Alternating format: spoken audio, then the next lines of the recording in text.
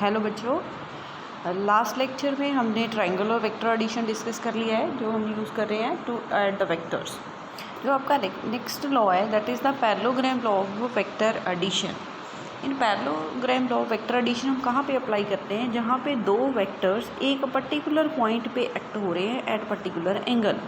जैसे सपोज कीजिए this is the wooden block है। वुडन ब्लॉक के ऊपर आपने दो स्ट्रिंग्स लगाई हुई हैं, one is a this string and second one is a this. Let us suppose you are pulling these strings और I am saying that we are applying the force F1 and F2 at this point. Now the forces F1 and F2 are acting at the point, same point पे act हो रहे हैं different direction पे।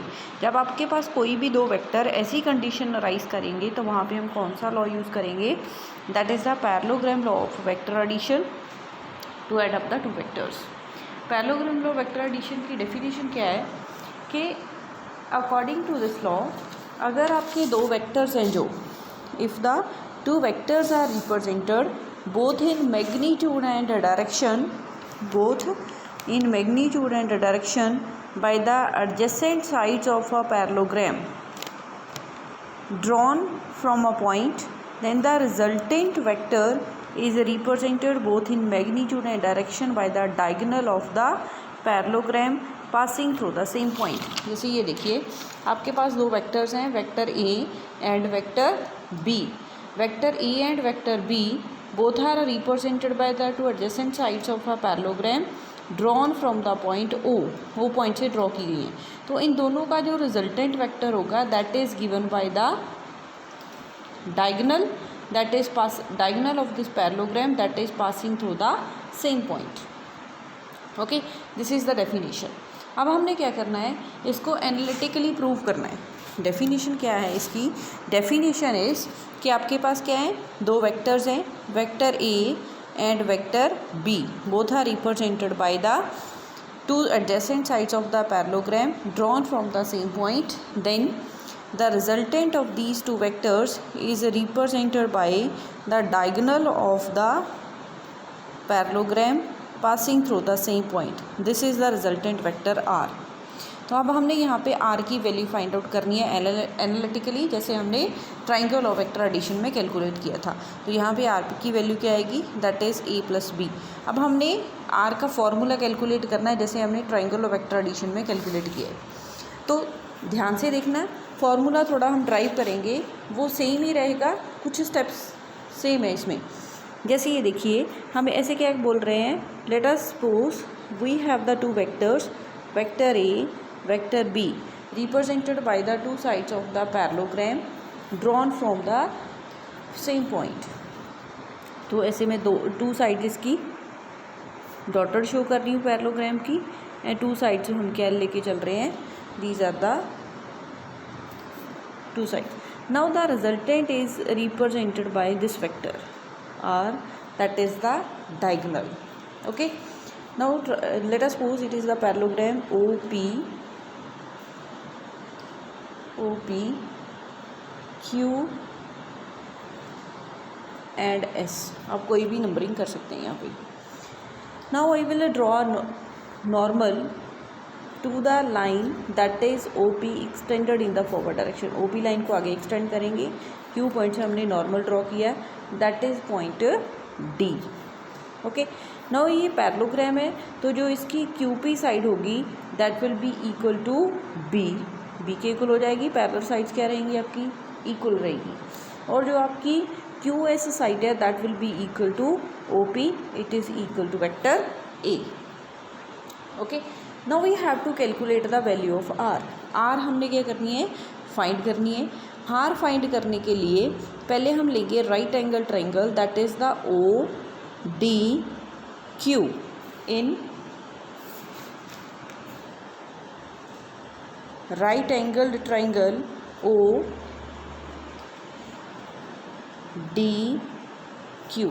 ODQ triangle में parallelogram law vector Pythagoras theorem apply कर रहे हैं। Pythagoras theorem क्या बनेगी आपके पास? OQ² that will be equal to OD² plus DQ²। OQ² that will be equal to OD² plus Q square. Okay, now O D को हम break करके लिखेंगे। इसके बाद ये सेम ही चलेगा जैसे हमने ट्राइंगल और वेक्टर एडिशन में पढ़ाई। That will be equal to O P square plus P D square, O Q square that is equal to O P square, O P sorry plus आपके पास यहाँ से रहेगा P D whole square plus Q D square plus यहाँ पे आएगा आपके पास D Q. तो यहाँ पे है आपके पास डी क्यू स्क्वायर। अगर हम वैल्यूज पुट कर लें, O Q is equal to the R vector, मैं मैग्नीट्यूड लिख रही हूँ आर स्क्वायर। ओ पी हमें पता है that is the A plus P D is unknown, P D we have to calculate, P D हमको क्या करना पड़ेगा, कैलकुलेट करना पड़ेगा। पी डी मैं एज इट इज़ लिख रही हूँ plus D Q is also known unknown, इसको हमने एज इट इज़ लिख दिया। तो पी डी निकालने के लिए now this is the vector B and P D मेरे को क्या है, अननोन है। इफ़ ये एंगल थीटा एग्जिस्ट होता है दो वेक्टर्स के बीच में, तो ये एंगल भी क्या होगा, अगर हम वेक्टर बी इधर लेके चल रहे हैं, vector B is acting along this side, तो ये एंगल तो सेम ही रहेगा ना। तो ये एंगल क्या रहेगा आपके पास, थीटा रहेगा। तो अब लेंगे हम right angle triangle that is the P D Q. In the right angle triangle P D Q we will calculate the cos theta and sin theta same as we have done in case of जब हमने triangle और vector addition draw किया था, वहाँ से calculate किया था। तो यहाँ से पहले हम राइट एंगल ट्राइंगल में लिख रहे हैं, in right angle triangle, in triangle कौन सी ट्राइंगल आपके पास, that is the Q P D और the Q D P, Q D P. यहाँ से cos थीटा निकालोगे तो cos थीटा क्या बनेगा आपके पास, that will be equal to P D upon P Q, P D upon P Q, P D upon P Q, और P D आ जाएगा आपके पास P Q into cos theta, P Q is the B into cos theta. Similarly sine theta क्या आएगा आपके पास, sine theta is equal to क्या रहेगा आपके पास, that is the Q D upon P Q, और Q D is equal to B sine theta. अब ये पी डी और क्यू डी की वैल्यू हम यहाँ पे पुट कर देंगे, तो आपके पास आएगा R square is equal to A plus P D is equal to B cos theta square plus D Q. D Q कितना आपके पास, that is the B sine theta, B square sine square theta आ जाएगा, square करोगे तो उसको R square is equal to, open कर लो, A square plus B square plus 2ab cos theta plus B square sine square theta, यहाँ पे था B square cos square theta. Second term और लास्ट टर्म को कंबाइन कर लो, तो यहाँ से आएगा R square is equal to A square plus B square plus 2ab cos theta. तो यहाँ से आर स्क्वायर आ गया आपके पास, आर कितना आएगा, A square plus B square plus 2ab cos theta under root. This is the required resultant by using the parallelogram law of vector addition. Next we have to calculate the direction of the vector r. Now let us suppose this vector r is making an angle alpha with the vector a. तो similarly again हम यहाँ पे क्या calculate कर लेंगे, tan alpha in the triangle Q D और O D Q और Q D O, in the triangle O D Q, in triangle O D Q tan alpha क्या आएगा आपके पास, tan alpha will be equal to Q D upon O D, Q D as it is, O D को हम लिखेंगे O P plus P D, P D और O P की हम यहाँ पे पी डी और क्यू डी की वैल्यूज़ पुट कर लीजिए, ओ पी की वैल्यू पुट कर देंगे, तो आपके पास यहाँ से tan अल्फ़ा आएगा, tan alpha is equal to Q D कितना आपके पास, Q D is B sine theta, that is equal to B sine theta upon A plus B cos theta, और अल्फ़ा कितना आ जाएगा यहाँ से, tan inverse B sine theta upon A plus B cos theta. So in this way we can calculate the direction of resultant vector R. जो alpha आपको क्या दे रहा है, this is the direction of R vector, direction of R vector. Okay, तो next है इसके special cases हैं। स्पेशल केसेस में क्या है आपके पास, when the theta is zero, theta zero means both vectors are acting in the same direction.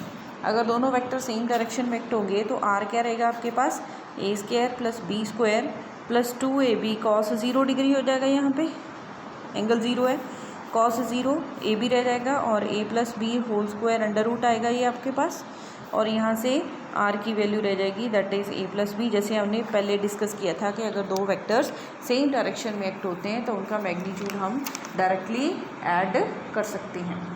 Okay, and if the vectors are acting at an angle theta 180, sorry, second one is the if theta is equal to 180 degree or the vectors are anti parallel like this।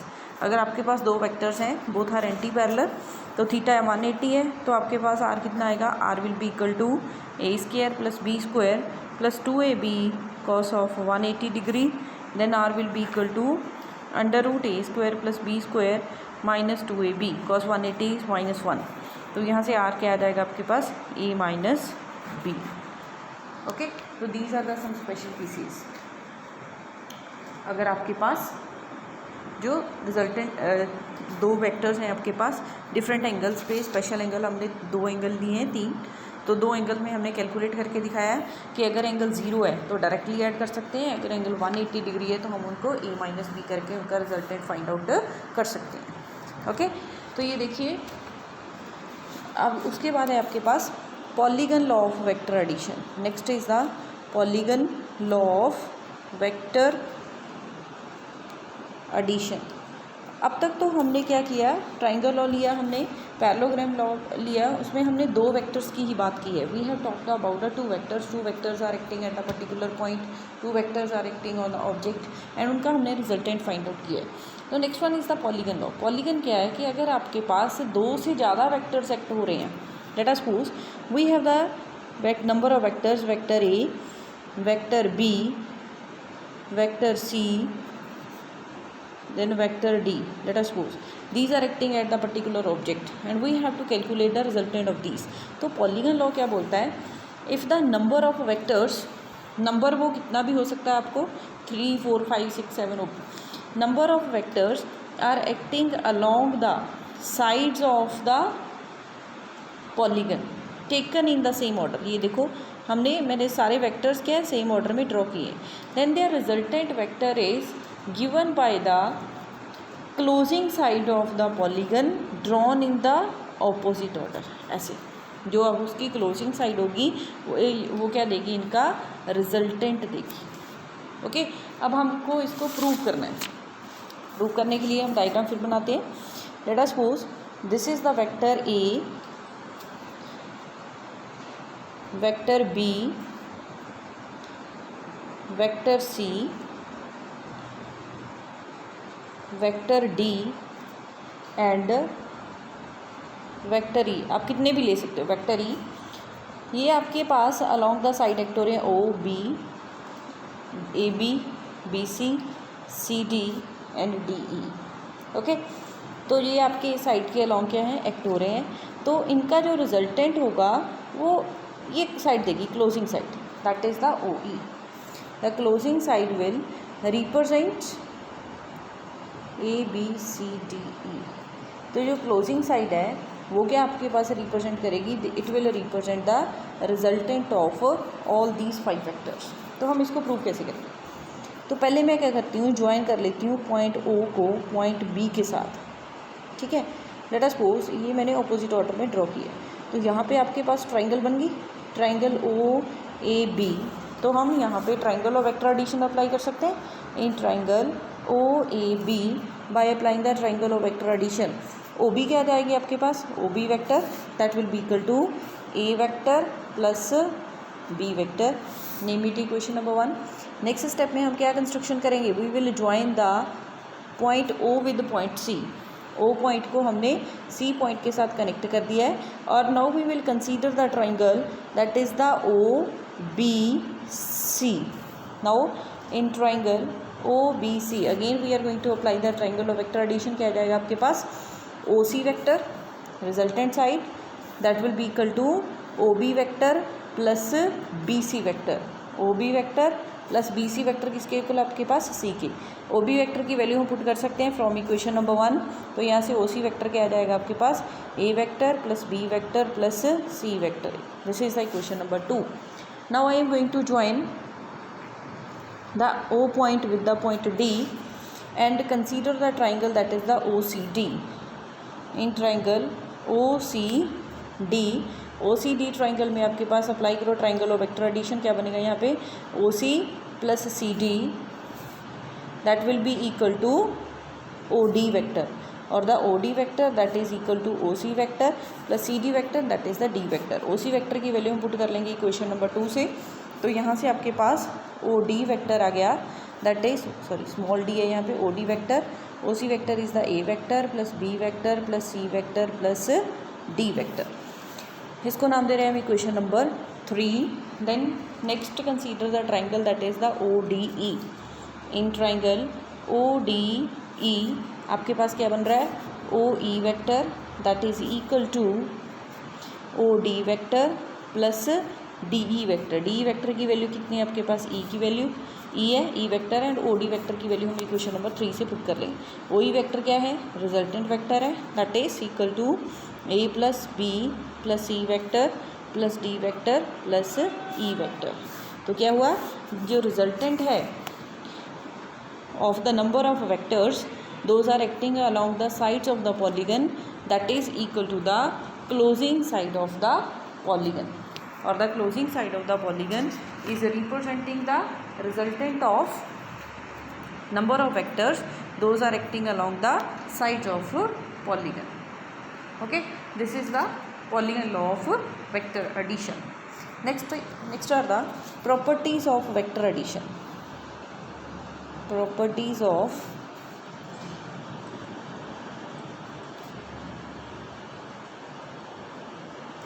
Vector addition. Properties of vector addition, जो first property है that is the vector addition is commutative.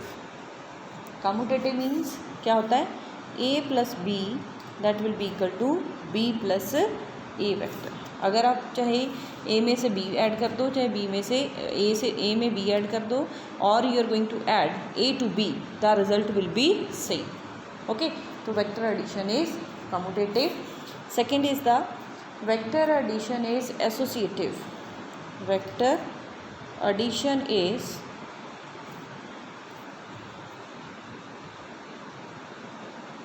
Associative.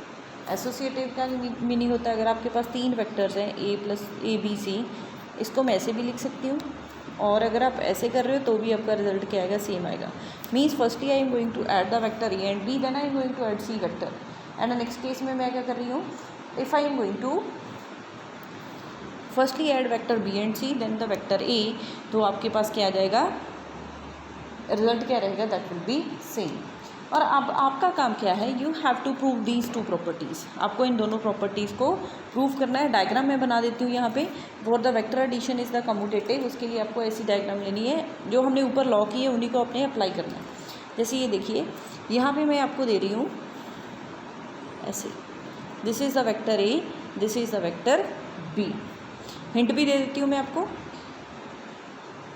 Acting on the sides of the parallelogram, तो resultant vector ये रहेगा। एक case में आपने क्या करना है B को एक्सटेंड करके ऑन दिस साइड ले जाना है, ये साइड भी B बनेगी और ये साइड क्या बनेगी A साइड बनेगी आपकी। तो मैं आपको लेके जा रही हूँ O A B and C, ये हो गया ना।